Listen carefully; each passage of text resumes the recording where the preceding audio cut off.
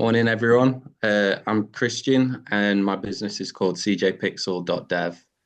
In my previous presentations, I've gone more into detail about my web development services, showcasing a demo for how you can book a point, how I can set clients up with websites where they can have their services booked through it. But today, I'm going to tell you more about my story and what brought me to web development in the first place. So, for a bit of background, I was brought up in Sheffield and always had a bit of an appetite for adventure.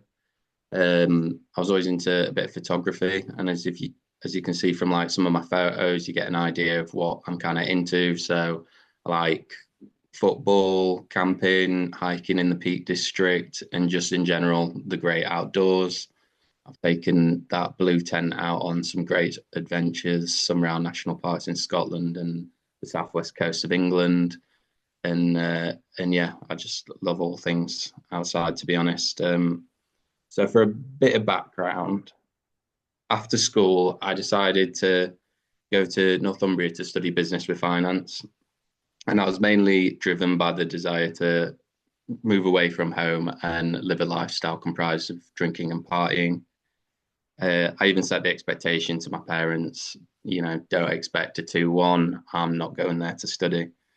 But it was the path that society preached to me at the time, which was just go to university, let loose, find some independence, and then get a stable, secure job after.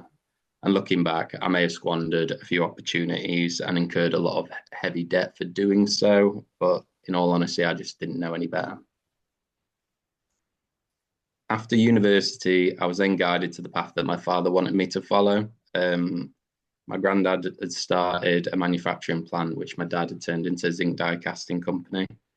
And though it was never forced upon me, it was obvious that carrying on the family legacy was what was really wanted. And it was also re-emphasized by all the other employees there by getting comments always like, oh, here comes the boss's son, or oh, one day, or this will all be yours, and all these kind of comments. And I worked there for about 7 years. And the first 2 years I worked in the laser scanning department, which you can see in these photos. And I absolutely loved working at laser scanning. It was my first experience of writing code. And yeah, I really enjoyed it. But then for the next 5 years, my dad said to me, we want you to move to the repairs department for production. And he even said to me at the time, like, you're not going to enjoy it, but you're going to learn a lot. And I followed his advice, and yeah, he was right. I really didn't like it, but I did learn a lot. And yeah, I ground that out for 5 years. And yeah, the production manager at the time could see my misery. I'd get calls in the evening because production was 24/7. So I was managing the repairs department. So any time anything broke at any time, it was like get on the phone to Christian and find out where all these spare parts are, and just constantly getting chased for breakages. So yeah, the production manager could see that misery that I had, and suggested I apply for Rally International to volunteer for 3 months. So if there was ever a single pivotal decision that dramatically changed the course of my life, this was definitely it. Upon a successful application, work sponsored me to go to Borneo as a project manager for 3 months. And those 3 months comprised of trekking through the jungle, building a bridge in the primary rainforest, sleeping in hammocks, and digging our own toilets. Before Borneo, I'd only ever been bitten by a mosquito, I think. And by the end of it, I'd been attacked by a swarm of hornets. I've been eaten by far too many leeches, stung by far too many wasps, and even had a chunk bitten out of my arse by a toxic centipede. So yeah, that was great. But and I honestly loved every minute of it. Organizing a team of volunteers, eating rations, playing games, pushing our comfort zones, and sleeping to the sound of the jungle was honestly awesome. At different times, you could hear like the sounds of the jungle throughout the night. So you'd get like the time where like you'd hear the frogs, and then the birds, and then the owls, the birds, monkey. It was just all unreal, and it just honestly changed my life. But the biggest life changer of all can be seen in the bottom left photo. Behind me in the red t-shirt and blue cap, her name is Mariam. And during the expedition, we became very good friends. And this is where the whole course of my life changed direction. So we continued our friendship after returning to the UK, and eventually things took a romantic turn. And the Rally International experience left its mark on both of us. And we often fantasize about traveling together. So after another 6 months of work, I decided that with Mariam finishing university, there was no better time for me to leave my job and pursue our dreams. So, however, with Mariam being a Muslim, dating in the Western sense isn't really permissible in Islam. So to travel together, I would have to become a Muslim and we'd have to get married. So while taking all of this into consideration, I began to sell most of my possessions.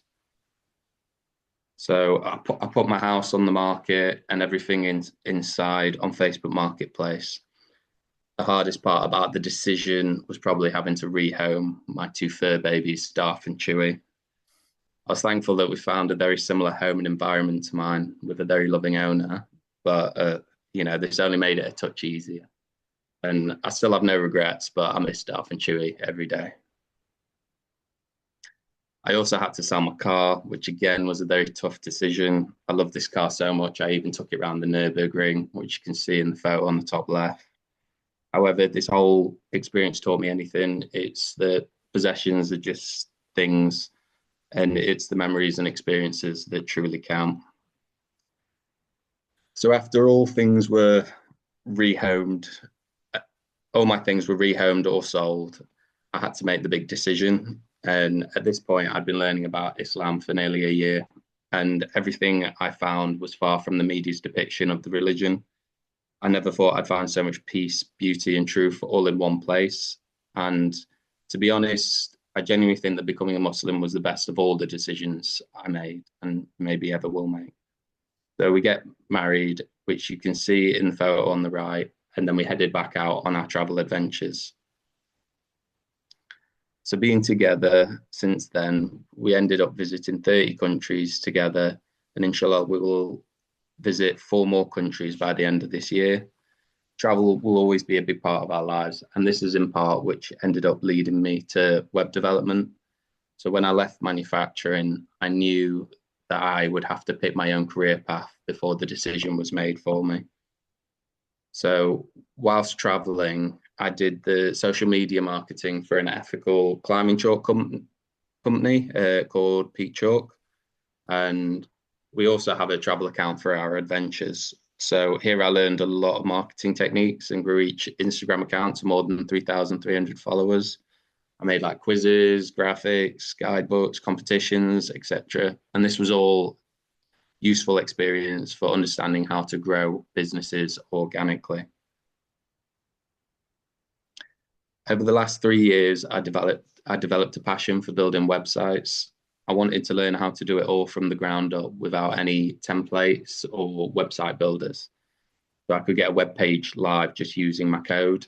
And then after that, this put me in great stead for when I came to specialize on WordPress, because I could start using my own code on WordPress and start learning PHP, which that's been built on.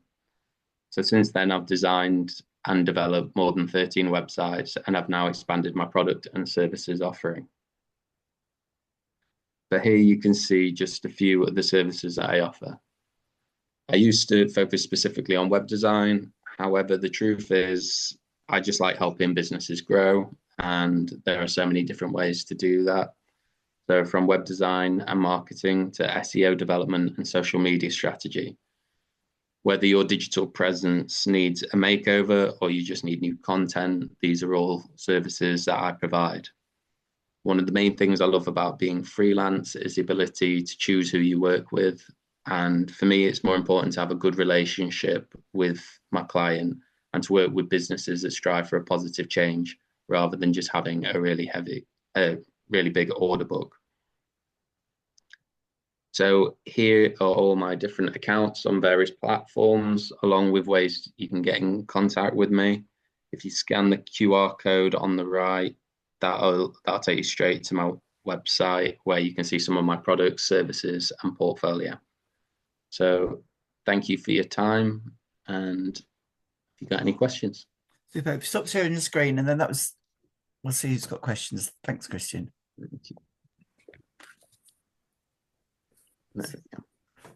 Thanks, Christian. That was really good to actually see your story as well. So, what does your wife do for a living? She I know it's a finished the bit magazine. varied question to ask. Obviously, I want No, it's obviously good. first learning, traveling. Yeah, she finished a master's recently in magazine journalism, and now she's doing a fellowship with Hyphen magazine in London. So that Awesome. should finish in like January, February. So she's in the middle of kind of working out what the next contract's going to be. Super, brilliant. Of all the countries you've been to, because you've been to 30, which has been your favourite? That was just 30 that we've done together. But my favorite was oh, I don't know. There's favorite places and then countries and stuff like that. Like my favorite place has got to be like the Galapagos because that was just like a whole different kind of world. But I really like Colombia and like Nicaragua, and in Europe, like Albania is by far our favorite country. But Super, yeah, there's a few gems. super, brilliant. Questions? And we've got the questions that Sean asking. Someone, Yeah. Dan, go on, Dan. Sorry, yeah. Hi, Christian. Nice to meet you, man. Um, it's a really cool story, and thank you for sharing that with us as well. Okay. How do you find sort of the traveling and the work thing? Because I saw you have like a server as well. So how do you sort of work around all that with whilst traveling? Um, yeah, like we normally try and like travel slowly and stuff, and try and do like sometimes we do trips which are really quick. So like in the end of this year, like we're going to try and do 4 countries in like 11 days. So that's going to be like really fast paced. But normally we try and do like 3 weeks in each place, and then we can get into a bit of a routine and get some work done. But for the server, that's all remote anyway. So yeah, I normally use Hostinger for hosting my clients' websites and stuff. So none of that's an issue either. But I kind of got into web development because I thought, oh, it's really good for, as well as other reasons. But one of the big pluses was working remotely, as well as like really liking coding in general. Super. Perfect. How do you manage the time frames with the customers? I mean, do you have a roughly average when you finish a website project? Uh, the most kind of basic websites and stuff, I could probably do a basic website in a week if they really needed me to. But like for like ones with booking systems and more advanced, normally I would say like 3 weeks. But it depends a lot on the customer having the text and image content. I can do the text and images, but if they say that they want to give it me and then they're holding back on things, then obviously that kind of creates bottlenecks and stuff and makes it a bit slower. But yeah, normally I kind of give a quote on like a kind of circumstantial basis anyway with a customer and just find out what works best for them and then work with that. But thanks. And Andrew. Can you tell me a bit more, Christian? As Dan said, a great presentation. Love the pictures as well. You got some great pictures, imagery there, and I like the designs as well, which is great. So I can see you got the all round in that. But you say you like working with businesses and helping them to grow. And it was the marketing bit that I wanted to hear. I'd like to hear a bit more about. How you said something along the lines of you like helping the companies to grow when they want to grow because you can help them with the marketing. How can you give me an example of somebody that you've helped or a company that you've helped and how it's worked? Yeah. So for say like the climbing chalk one, like for like February, I did once this kind of daily challenge thing on their Instagram. And every day, like it would go through and it would like try and engage with all the following that was like, oh yeah, like it's like share your favorite song or something. And then like, the whole community and of the followers, they were all like sharing the favorite kind of like song, what was their feel good one and stuff. And that was like really good fun. And then the next day it might be like, try something new and like, tell us what you've tried, what you've done and things like that. Can I ask you to say that very last bit again? Because I don't know about anyone else, but for me, it all blipped. Yeah. I found that was in my connection. I don't know.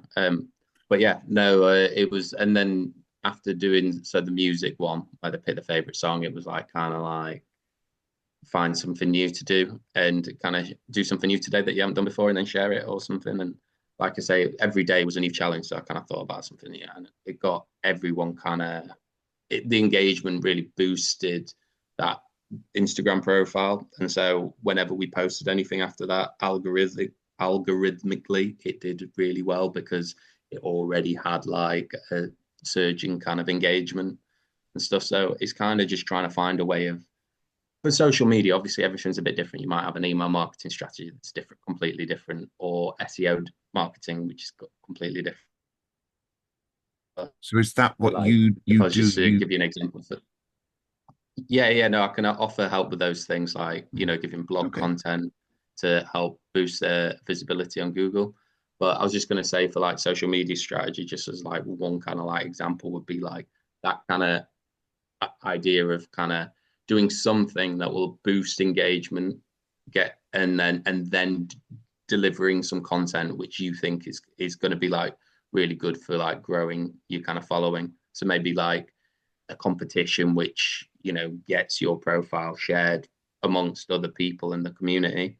Before that, doing some things on your story on Instagram, which is like a quiz that encourages people to click something or something to reply to something, and then yeah, that's all good for boosting out the algorithm for stuff. Okay. And just if I may just follow up, because Dan's question at the beginning was brilliant, because I thought it was spot on. I love the presentation, the fact that you're traveling and everything. And yes, it may be a fast pace, but I think where Dan was coming from also is how can you serve the customers if you're away? But you did say it's remotely, so I presume your holidays aren't total holidays then. Yeah, no, normally what we'd do is we'd normally like book a one-way flight and then work out when we'll get back. So like last time it was like we flew into Mexico and we just thought we'll see how far we can go down. And we only ever booked like accommodation like 3 weeks in advance, so it kept us flexible. And yeah, so we would, if we feel like we're a little bit behind on work, we just slow down a bit. It's not like we would have booked like, oh, we've got to be here. Normally it's like we've got the next place booked and then maybe the next one after that, and that makes it a little bit easier to manage. But we'll probably do it. Sorry. So if a customer suddenly has a problem and needs to get in touch, is that just a quick email wherever you are? Yeah. And like I'm really especially I was about to ask you that. Thank you. Oh, sorry, go for it.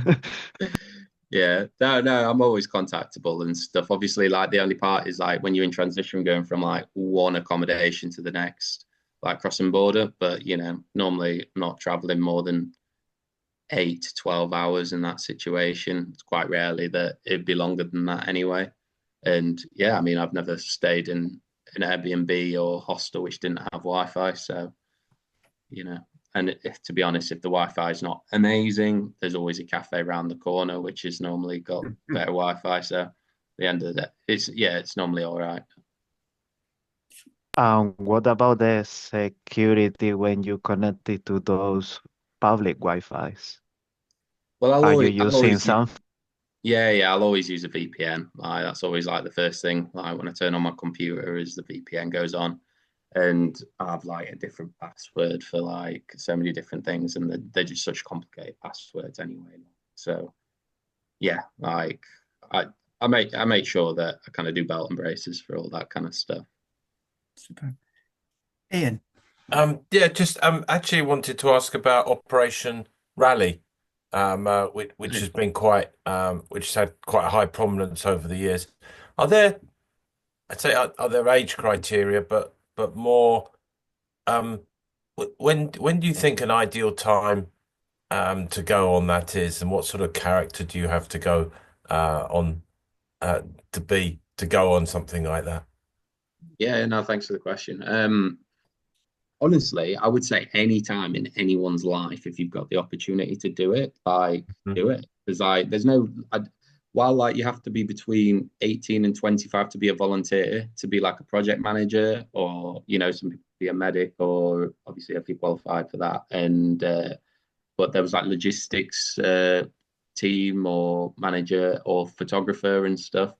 Then you can do. There's so many different roles that you can do, and like we had a photographer on the expedition that was on who was, I think she was 65, and like she was just full of life and just loved it. And that was actually the second rally that she'd done. And I would recommend it to anyone, but I would say like the kind of people that it needs to be the people who like pushing their comfort zones. Because you know, if you have to have a toilet, if you have to kind of like, you know, if you know you're gonna get bitten, you're gonna get stung by different things and stuff, and like it's going to be uncomfortable at times, and the food's not going to be great, and you're probably going to get a little bit ill at some point. But like, it's so worth it. Like, but you have to be willing to like go through some of those things. Like, but yeah, I would highly, highly recommend it to anyone. It's a real kind of life changer. Super. Yeah. Yep. No, I marvel at you doing that. But yeah. Okay. Well, thank you. Thank you. Any more questions? Well, thanks for that, Christian. Really appreciate it and really enjoyed your presentation. I'll stop recording now.